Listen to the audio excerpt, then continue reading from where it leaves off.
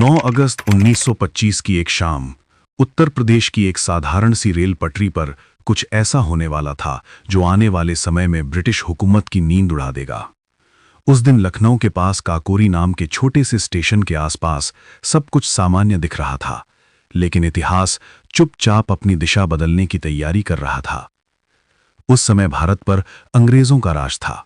हर जगह उनके कानून, उनकी सेना और उनका खजाना चलता था। लेकिन देश के कुछ युवा ऐसे भी थे जिनके दिल में आज़ादी की आग जल रही थी। ये लोग मानते थे कि सिर्फ शब्दों से नहीं बल्कि साहसिक कदमों से ही अंग्रेजी हुकूमत को चुनौती दी जा सकती है। इन युवाओं में सबसे प्रमुख नाम था राम प्रसाद बिस्मिल। शांत चेहरा लेकिन भीतर देश के लिए जलता हुआ जुनून। उनके साथ थे अशफाक उल्लाह खान, राजेंद्र नाथ लाहिड़ी, चंद्रशेखर आजाद और कई अन्य साथी। ये सभी हिंदुस्तान रिपब्लिकन एसोसिएशन नाम के संगठन से जुड़े हुए थे। उनका लक्ष्य साफ था, अंग्रेजी राज को खत्म करना और भारत को आजाद देखना। लेकिन एक बड़ी समस्या सामने थी। क्रांति के लिए संगठन को धन की जरूरत थी, हथियार खरीदने थे, गुप्त गतिविधियां चलानी थीं और साथियों की मदद करनी थी।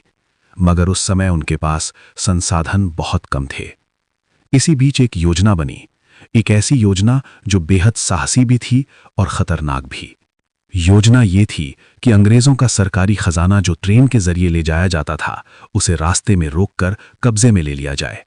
ये पैसा अंग्रेजों का नहीं बल्कि भारत के लोगों से वसूला गया कर था और क्रांतिकारियों का मानना था कि इसे वापस लेना अन्याय नहीं बल्कि न्याय है। 9 अगस्त 1925 की रात शाहजहांपुर से लखनऊ जाने वाली 8 बाउंड ट्रेन अपनी सामान्य गति से पटरी पर दौड़ रही थी।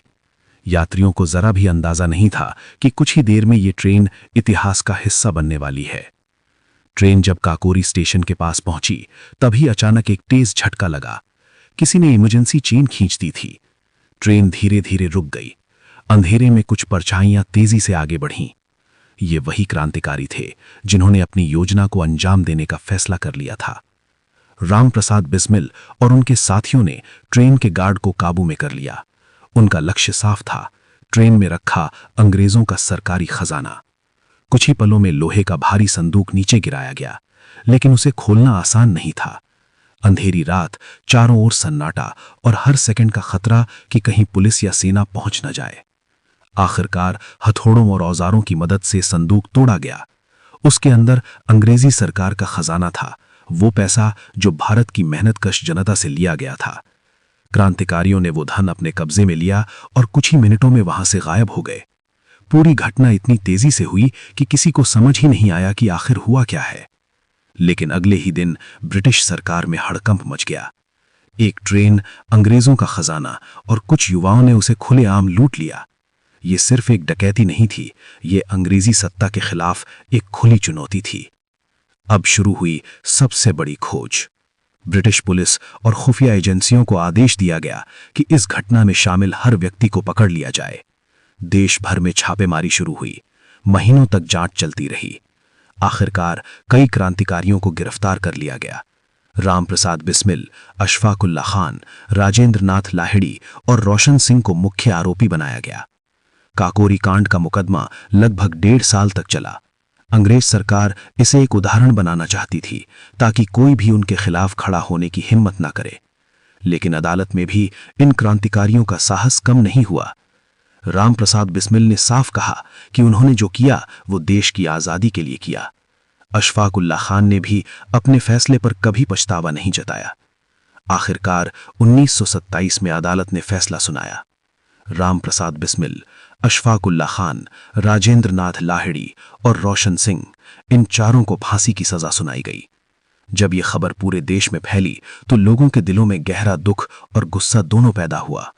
ये युवा सिर्फ 20-30 साल की उम्र के थे, लेकिन उन्होंने अपने देश के लिए अपनी जान कुर्बान कर दी।